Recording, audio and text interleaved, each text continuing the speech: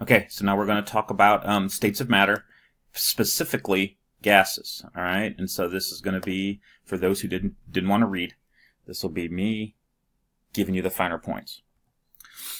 Okay, why study gases and why study pressure? Because the number one thing in weather is about high and low pressure. High and low pressure tells us when we're going to have weather occurrences occur, like rain, which is kind of significant today, dependent of all the flooding that we're seeing. Kinetic theory, there are three assumptions, and we'll get to those, but let's talk about what kinetic means. Anytime you see kinetic, kinetic refers to motion. So when we talk about kinetic energy, obviously it is the energy of motion.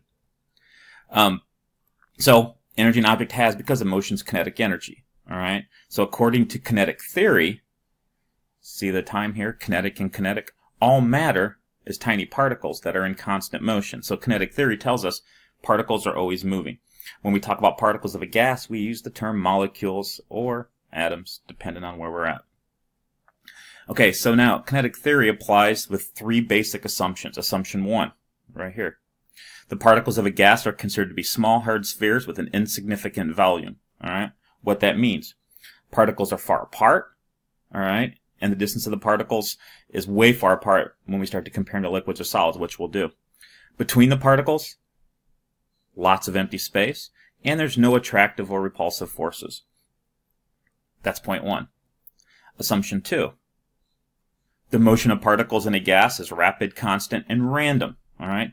So gases will fill their containers. You put a gas in a balloon, it fills the balloon. You put a gas in a room, it fills the room. Uncontained gases spread out into space without limit. So what that means is it's a good thing, because if there wasn't oxygen in the room, we wouldn't be able to breathe, or if it was only in a small part. Well, what gases do is they spread out. So gases always fill their container, and if their container's a room, it is. If it's uncontained, it will spread out into the atmosphere or wherever it has to go until it is contained. Assumption number 3. The motion of particles of a gas is rapid, constant, and random.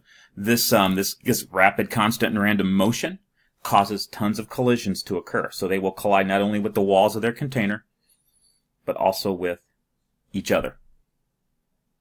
Those are the three assumptions of the kinetic theory. Oh, one more thing about the kinetic theory. The motion of particles of the gas is rapid, constant, and random. That kind of goes along with the previous assumption. But understand this. The particles travel in straight line paths until they collide with another particle. So straight lines. And then they only change direction when they rebound from collisions. So when they collide, they bounce. When they bounce, they go to different places. Motion of particles is rapid, constant, and random. All collisions are what we call perfectly elastic collisions, all right? So what that means is kinetic energy is transferred, all right, without loss of energy, okay? So this kinetic energy just bounces to the next one, and total kinetic energy remains constant. Energy is neither lost nor gained. It stays constant. Okay, so what is an elastic collision? An elastic collision is one in which kinetic energy is transferred from one particle to another with no loss of kinetic energy. So how does kinetic theory explain gas pressure? So gas pressure, by definition, is the force over per unit surface area of an object, okay? And that's the gas producing that force. Moving bodies exert a force when they collide with other bodies, all right? So we have to have force. Force is caused by collisions, all right?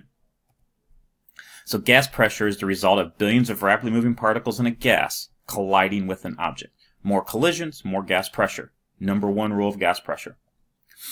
If no particles are present, no collisions can occur, and therefore no pressure, all right?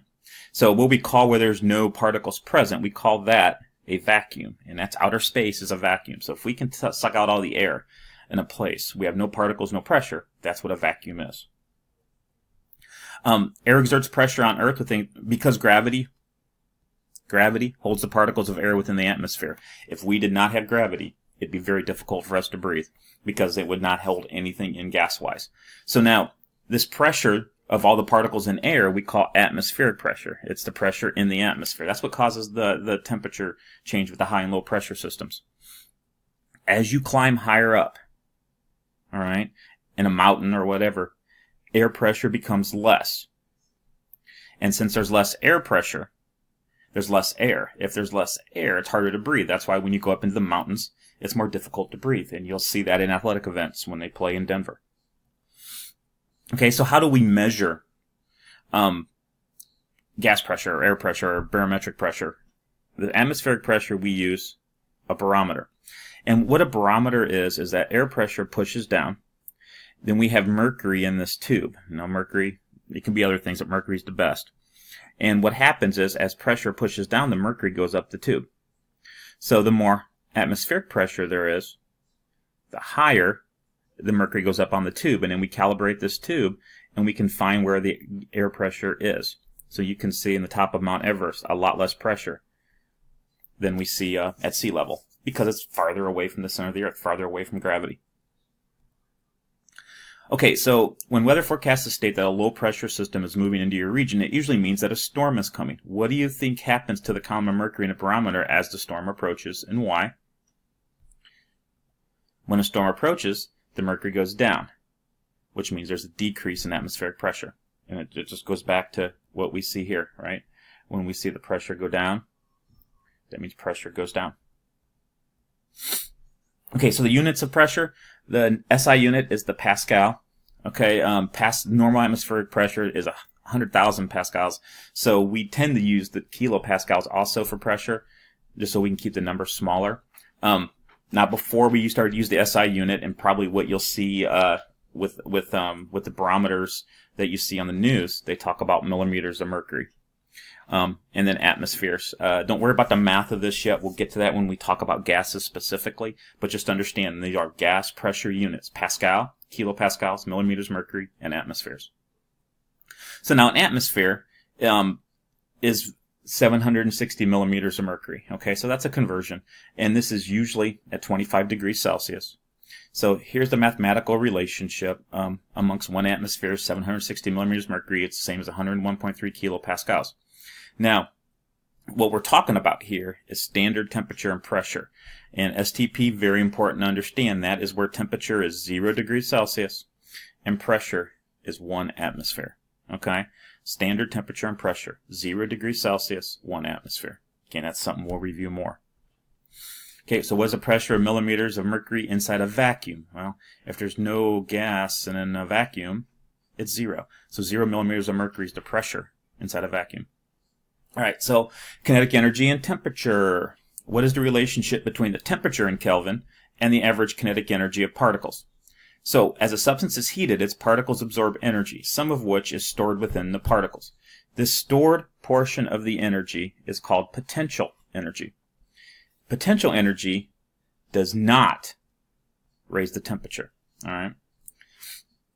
Now, as energy is absorbed that's not stored, then the object goes faster, which increases kinetic energy, and it causes an increase in temperature. All right, so kinetic energy causes an increase in temperature. So the particles in any collection of atoms or molecules at a given temperature have a wide range of kinetic energies. Most kinetic energies in a gas are somewhere in the middle of the range. All right. Some move faster, some move slower, so we look at the middle. So we look at something called the average kinetic energy, all right, when we want to discuss the kinetic energy of particles in a substance, because it can vary. Some have more energy than others. Obviously, it's not going to be the same for all particles. So, average kinetic energy at any given temperature, the particles of all substances, regardless of physical state, have the same average kinetic energy. Any given temperature, the particles have the same average kinetic energy. So temperature and average kinetic energy go together. Here's a distribution of a hot and cold substance. You can see this is this is cold water. This is hot water. The green curve is the kinetic energy in cold water, a lot less than the average kinetic energy of warm water, which means our hot water. Hot water has a higher temperature. This is the distribution of water molecules at 2 different temperatures. Again, most of the molecules have intermediate kinetic energies close to the average value, right? Even though some of the cold water could be hotter than the average of that hot water. In the end, we just look at the average kinetic energy, not the extremes, not the high and the low.